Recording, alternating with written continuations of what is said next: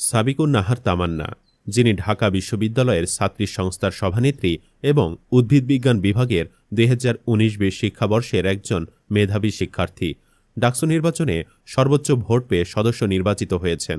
এই জয়ের পেছনে ছিল অনেক সংগ্রামের কথা, আর তার এই সংগ্রামের সাথী ছিলেন তারই স্বামী ও শিবিরের সাবেক নেতা আনামুল হাসান ভাই।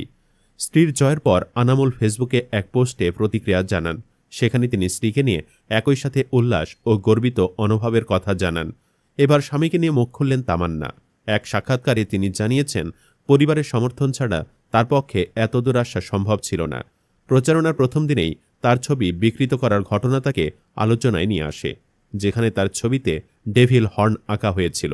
ঐক্যবদ্ধ শিক্ষার্থী জোট থেকে প্রার্থী হয়ে তিনি 10,084 ভোট পেয়েছেন, যা সদস্যদের মধ্যে সর্বোচ্চ। তার বিজয়ের পর বিশ্ববিদ্যালয়ের সিনেট কক্ষে হিজাব হিজাব স্লোগান শোনা যায়। শুধু নির্বাচনী প্রচারণা নয়, ছোটবেলা থেকেই কঠোরভাবে ধর্মীয় অনুশাসন মেনে চলার কারণে তাকে বিভিন্ন বাধা অতিক্রম করতে হয়েছে।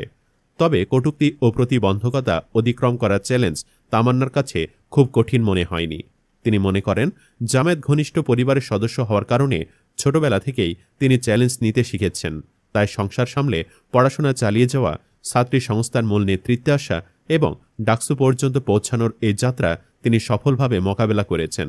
তিনি বলেন, আমরা ছোট থেকে চ্যালেঞ্জের মধ্যে ছিলাম, যেহেতু আমাদের পরিবার ছিল সাংগঠনিক এবং আমি ছোট থেকেই ছাত্রী সংস্থার সাথে জড়িত। ছোট থেকেই বিভিন্ন প্রতিবন্ধকতার মধ্য দিয়ে বড় হয়েছি। এ কারণে চ্যালেঞ্জ নেওয়ার বিষয়গুলো সহজ আমাদের কাছে। তিনি আরও মনে করেন যে আল্লাহর পক্ষ থেকে অনেক সাহায্য পেয়েছেন এবং তার একটি ছোট বাচ্চা থাকা সত্ত্বেও পরীক্ষার আগে অল্প পড়েই তাড়াতাড়ি প্রস্তুতি নিতে পারতেন। এছাড়া পরিবারের সদস্যরাও তাকে অনেক সমর্থন দিয়েছেন।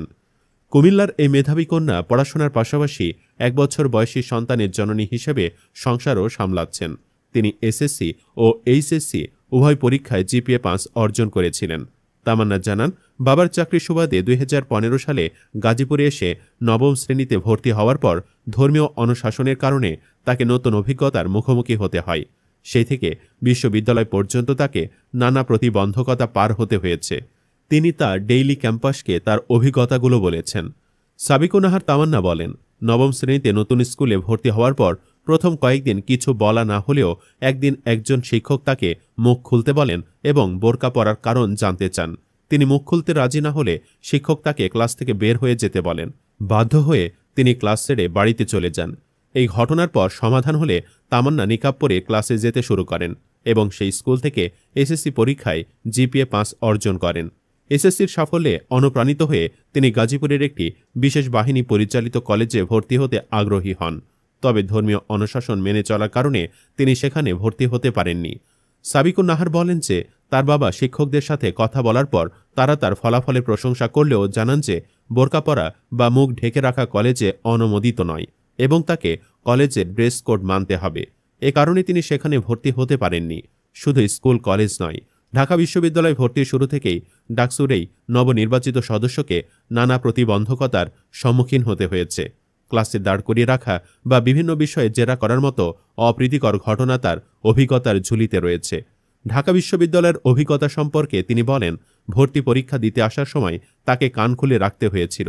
ক্লাসে একজন শিক্ষক প্রায়শই তাকে দাঁড় করিয়ে রাখতেন এবং প্রশ্ন করতেন যে ক্লাসের অন্যরা তাকে চেনে কিনা। তিনি বিবাহিত হওয়ায় শিক্ষক তাকে অপমান করতেন এবং বলতেন যে তারা মডার্ন নন। এমনকি পরীক্ষার হলেও একবার সমস্যা হয়েছিল, যখন শিক্ষক মুখ ঢাকা থাকার কারণে তার অ্যাডমিট কার্ডে স্বাক্ষর করতে রাজি হননি এবং প্রশ্ন করেছিলেন যে তার অ্যাডমিট কার্ডের ছবি কিভাবে মুছে ফেলা হবে। তামান্না জানান যে এখন তিনি ডাকসুকে ঘিরে সবকিছু ভাবছেন। তিনি বলেন, বিভিন্নজন বিভিন্ন সমস্যার কথা বলেছে। আমি শিক্ষার্থীদের এই সমস্যাগুলো নিয়েই কাজ করব। আমি ইস্তেহারে যে বিষয়গুলো দিয়েছি এগুলো পালন করার চেষ্টা করব ইনশাআল্লাহ।